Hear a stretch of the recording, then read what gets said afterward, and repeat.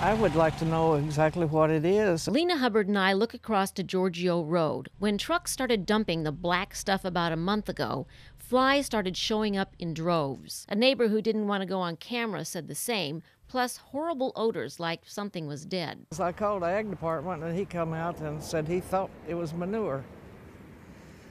So, and I'd like to know what kind of manure.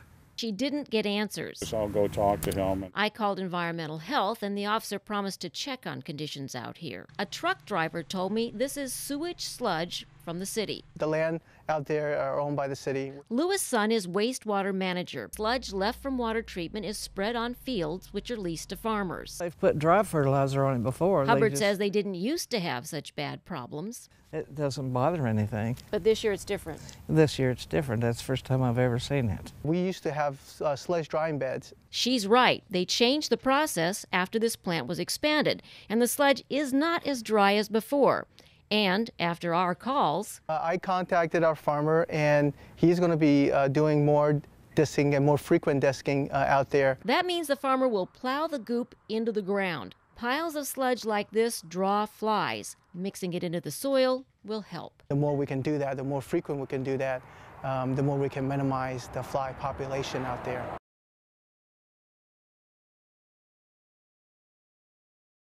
People that have a hidden lifestyle that they don't show to other people. And according to this witness, who wants to remain anonymous, that hidden lifestyle involves men having sex or sexual relations at public parks. They'll go there, they sit in their cars, they walk around the park. There will be people that are together in the bathroom. Sometimes it's men and women together. Other times it's two men. As a gay man, our witness is upset by this activity because it creates negative stereotypes for homosexuals. It's very upsetting. I mean, this is not the picture we want painted of us. This isn't your normal, everyday, out gay person that you work with, or friend, or family member. This is somebody that's got a secret that they're hiding from people. While this may be a secret, our witness says the men aren't shy about asking for sex. I've had people come up to me and literally pull out their private parts and flash them right to you right there and say, is this what you want? We wanted to see for ourselves if it was really happening. We went to parks around Bakersfield several times. This is video taken from one of those instances by an undercover decoy at Yokit's Park. After sitting outside for about 10 minutes, our decoy was approached. The conversation stays innocent. And then the man suggests that they go somewhere more private to talk. Once they get on a nearby bike trail, the man starts asking for sexual favors. And if you walk just a few hundred feet off the trail, evidence of those sexual acts is easy to find. We found dozens of condom wrappers, used condoms, and other sexual paraphernalia. After that, we took our findings to Bakersfield Police. And this is right next to the bike trail. Like right off the path. We asked Detective Mary DeGeer if what's happening at the park and off the bike trails is illegal. The law prohibits a person from soliciting another person to participate in lewd conduct while in a public place. From what I'm seeing on the video, the elements are present. We then asked her if police could crack down on this activity. She said they need the public's help. If anyone is aware that this is taking place, they need to report it, and we'll respond to it, and we will enforce it. And hopefully that will make the parks a little bit safer. Yeah, I've seen parents that are in an area for the barbecues and having a birthday, and the children are riding their bikes around, and you know, kids aren't going to say, "Mom, I need to go use the bathroom, come with me," you know, especially if the restroom is right there at the park. So I'm thinking that this, you know, it's dangerous, and it's something that children don't need to see.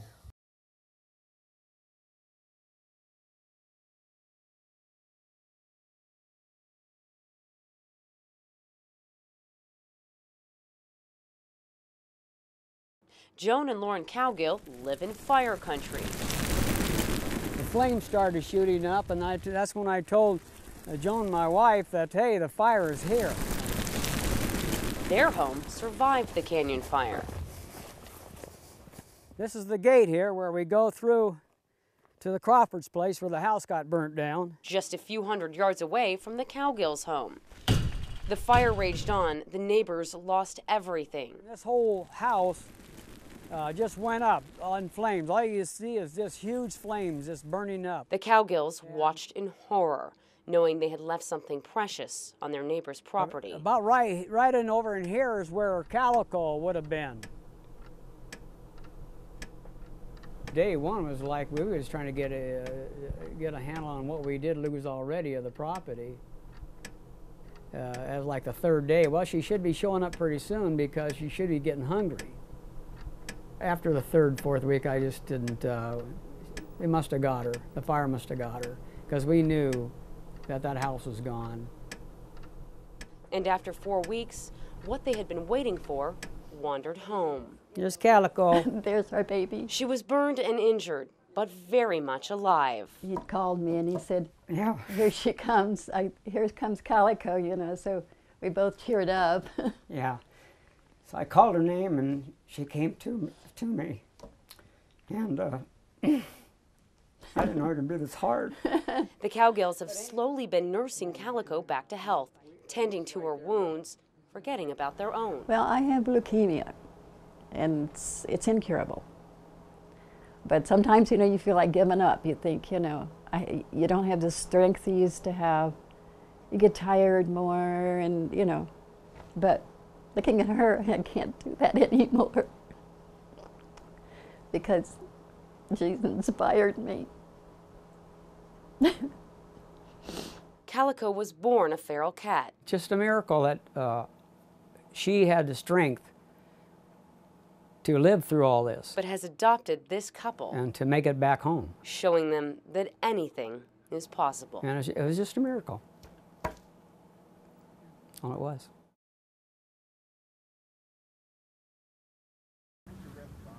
The piles of dead sheep cover a wide area, and this is not legal. I would say no. Dead animals by law must be disposed of properly. What the officer has told me, from what you have seen, no, I don't believe it is. An animal control officer met us out here. It's near Highway 119 and I-5. We went from here to here and then back here. The officer's truck has GPS, and they can then look at maps and figure out who owns the land. What we'll do is give an order to write a letter to the owner of the property and advise them that there are these animals that are not properly disposed. There's a whole bunch of dead lambs. A man camping here had spotted the animals. He heard a truck one night and discovered it had dumped off dead lambs. We'd like to know how they got there in the first place.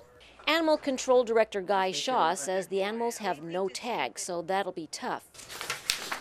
But he looks up county rules on animal disposal. The owner of any animal which dies shall bury or otherwise dispose of it so the animal in a manner that does not create a nuisance or a health hazard.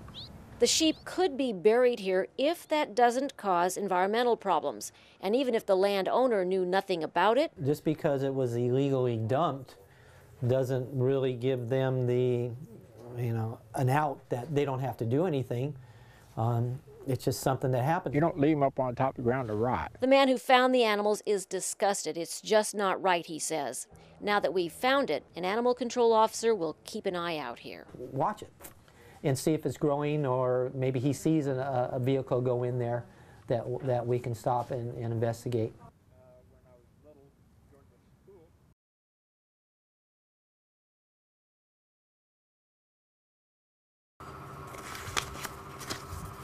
I'm sorry. Completely devastated. She kept reassuring me everything was going to be okay. We were not going to lose the house.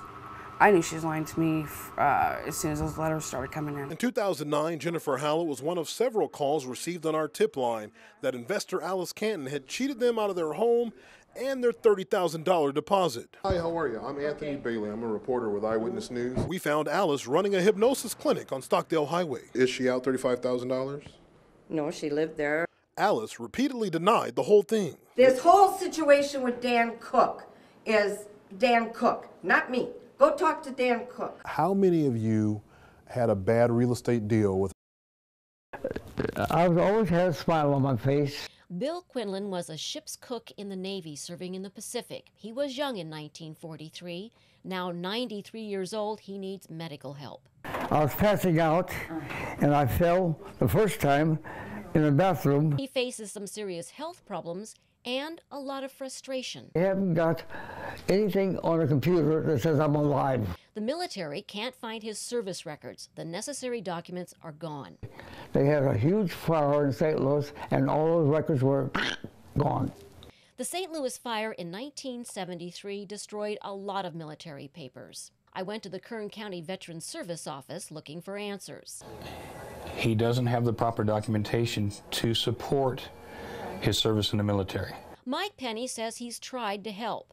National Personnel Records came back and said his records were destroyed in the fire. Quinlan's discharge papers were probably destroyed along with quite a few other service members. I've been here almost 11 years. We've fought this for all the time I've been here. Penny checked on a federal computer, and the local VA clinic checked. No sign of Quinlan's papers. They have a card he filled out here at the county veterans office years ago. And Quinlan has certificates, but they are not official. And the documents have been destroyed or lost. I don't have an answer for that. That's a federal issue. Well, I have called Congressman McCarthy's office today, and they are going to get in touch with his family immediately. Good.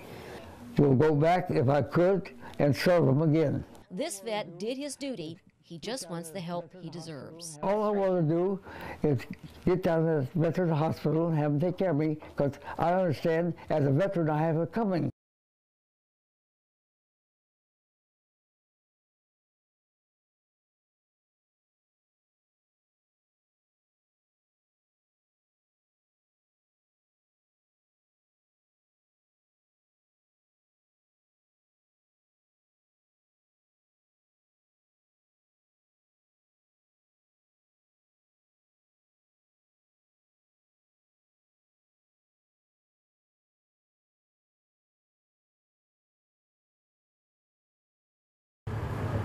This is my mom. This is the victim. Hi. 77-year-old Ida Feist recently bought some boxes from Southside U-Haul on Union Avenue, and she paid $17.37 charged to her debit card. But shortly after, she discovers charges made to her account. $391, $200, $300, another $200, and another $300, totaling $1,391.64. And all of the charges come from the same U-Haul store where Ida bought those boxes.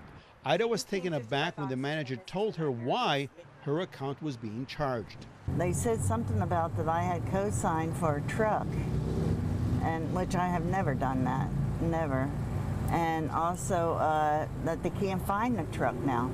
Ida says U-Haul told her she had co-signed to rent the truck for a Michael Alvarez. There's a problem. Ida's family tried to get answers from U-Haul, asking to see documents she had supposedly signed, but they got nowhere. 5 charges that you guys did not authorize, right? Eyewitness News investigative producer Tamara Christian confronted store management. I'm Tamara with Eyewitness News. Could you please, okay, but I would like to speak with the manager or the owner. The general manager is gone and I'm the assistant manager. Okay, so what's your name? Ma'am, I'm not talking to you about anything right now. Okay, that's fine. Are you going to work with these people? Ma'am, I'm not speaking to you about it. She said the family is suspicious about the whole matter. Someone charging hundreds of dollars at the same store where Ida bought the boxes. I think it's an inside job that someone is banking some money and they thought they could get away with it. After telling the family to leave the store, the assistant manager apparently had a change of heart, later coming out and telling the family all documents had been sent to the corporate office.